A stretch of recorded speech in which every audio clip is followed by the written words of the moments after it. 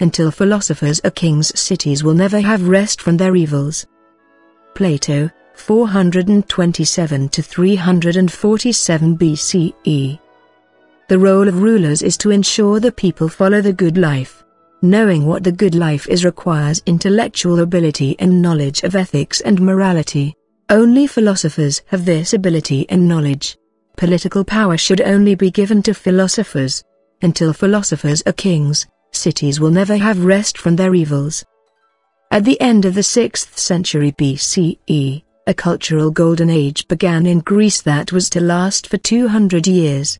Now referred to as the classical period, it saw the blooming of literature, architecture, science, and, above all, philosophy, all of which profoundly influenced the development of Western civilization. At the very beginning of the classical period, the people of the city-state of Athens overthrew their tyrannical leader and instituted a form of democracy. Under this system, government officials were chosen by a lottery from among the citizens, and decisions were taken by a democratic assembly. All the citizens could speak and vote at the assembly. They did not elect representatives to do this on their behalf. It should be noted, however, that the citizens were a minority of the population. They were free men aged over 30 whose parents were Athenians. Women, slaves, children, younger men, and foreigners or first-generation settlers were excluded from the democratic process. This political environment quickly made Athens a major cultural center, attracting some of the foremost thinkers of the time. One of the greatest of these was an Athenian named Socrates, whose philosophical questioning of the generally accepted notions of justice and virtue gained him a following of young disciples. Unfortunately, it also attracted unwanted attention from the authorities, who persuaded the Democratic Assembly to issue Socrates with a death sentence, on charges of corrupting the young. One of Socrates' young followers was Plato, who shared his teacher's inquisitive nature and skeptical attitude. Plato was to become disillusioned with the Athenian system after what he saw as its unfair treatment of his teacher. Plato went on to become as influential a philosopher as Socrates, and toward the end of his career he turned his considerable intellect to the business of politics, most famously in the Republic. Unsurprisingly, given that he had seen Socrates condemned and was himself from a noble family, Plato had little sympathy for democracy. But neither did he find much to commend in any other existing form of government, all of which he believed led the state into evils. The good life. To understand what Plato meant by evils in this context, it is important to bear in mind the concept of eudaimonia, the good life, which for ancient Greeks was a vital aim. Living well was not a question of achieving material well-being, honor, or mere pleasure, but rather living according to fundamental virtues such as wisdom, piety, and above all, justice. The purpose of the state, Plato believed, was to promote these virtues so that its citizens could lead this good life. Issues such as protection of property, liberty, and stability were only important insofar as they created conditions that allowed citizens to live well. In his opinion, however, no political system had yet existed that fulfilled this objective, and the defects within them encouraged what he saw as evils, or the opposite of these virtues. The reason for this, Plato maintained, is that rulers, whether in a monarchy, oligarchy, rule of the few, or democracy, tend to rule in their own interests rather than for the good of the state and its people. Plato explains that this is due to a general ignorance of the virtues that constitute the good life, which in turn leads people to desire the wrong things, especially the transitory pleasures of honor and wealth. These prizes come with political power, and the problem is intensified in the political arena. The desire to rule, for what Plato saw as the wrong reasons, leads to conflict among citizens. With everyone seeking increased power, this ultimately undermines the stability and unity of the state. Whoever emerges victorious from the power struggle deprives his opponents of the power to achieve their desires, which leads to injustice, an evil that is exactly contrary to the cornerstone of Plato's notion of the good life. In contrast, Plato argued, there is a class of people who understand the meaning of the good life, philosophers. They alone recognize the worth of virtues above the pleasures of honor and money, and they have devoted their lives to the pursuit of the good life. Because of this, they do not lust after fame and fortune, and so have no desire for political power. Paradoxically, this is what qualifies them as ideal rulers. On face value, Plato's argument would seem to be simply that philosophers know best, and, coming from a philosopher, might appear to contradict his assertion that they have no desire to rule, but behind it he gives a much richer and more subtle reasoning. Ideal forms. From Socrates, Plato had learned that virtue is not innate, but dependent on knowledge and wisdom, and in order to lead a virtuous life it is necessary first to understand the essential nature of virtue. Plato developed his mentor's ideas, showing that while we might recognize individual instances of qualities such as justice, goodness, or beauty, this does not allow us to understand what gives them their essential nature. We might imitate them, acting in a way that we think is just, for example, but this is mere mimicry rather than truly behaving according to those virtues. In his theory of forms, Plato suggested the existence of ideal archetypes of these virtues, and of everything that exists, that consist of the essence of their true nature. This means that what we see as instances of these virtues are only examples of these forms, and may show only a part of their nature. They are like inadequate reflections or shadows of the real forms. These ideal forms, or ideas, as Plato called them, exist in a realm outside the world we live in, accessible only via philosophical reasoning and inquiry. It is this that makes philosophers uniquely qualified to define what constitutes the good life, and of leading a truly virtuous life, rather than simply imitating individual examples of virtue.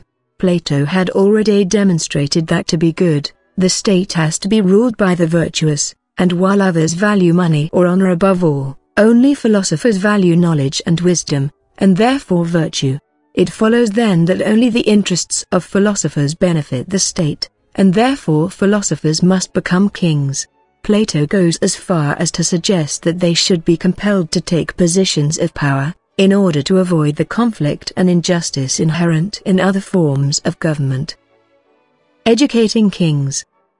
Plato recognizes that this is a utopian stance, and goes on to say, or those now called kings must genuinely and adequately philosophize, suggesting the education of a potential ruling class as a more practical proposition. In his later dialogues Statesmen and Laws, he describes a model for a state in which this can be achieved, teaching the philosophical skills necessary to understanding the good life, in the same way as any other skills that can be of use to society.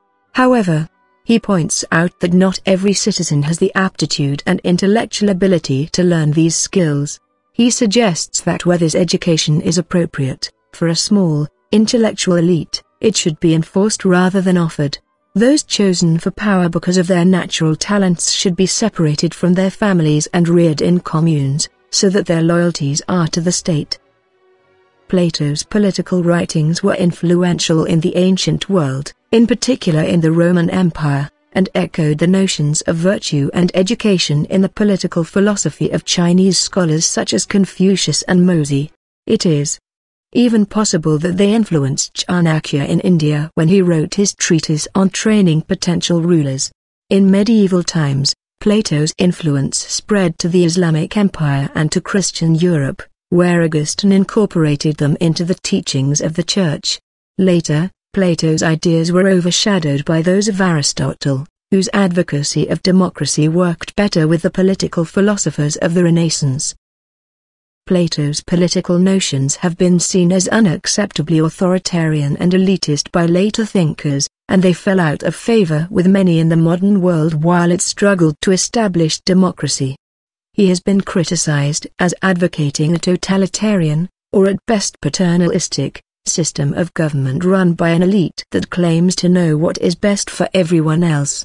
Recently, however, his central notion of a political elite of philosopher kings has been reappraised by political thinkers. Plato. Born around 427 BCE, Plato was originally called Aristocles, later acquiring the nickname Plato, meaning broad, because of his muscular physique. From a noble Athenian family, he was probably expected to follow a career in politics, but instead became a disciple of the philosopher Socrates and was present when his mentor chose to die rather than renounce his views. Plato traveled widely around the Mediterranean before returning to Athens, where he established a school of philosophy, the Academy, which numbered among its students the young Aristotle. While teaching, he wrote a number of books in the form of dialogues, generally featuring his teacher Socrates, exploring ideas of philosophy and politics. He is believed to have carried on teaching and writing well into his later years, and died at about the age of 80 in 348–347 BCE. Key works: 399–387 BCE Crito, 380–360 Republic, 355–347 Statesman, Laws.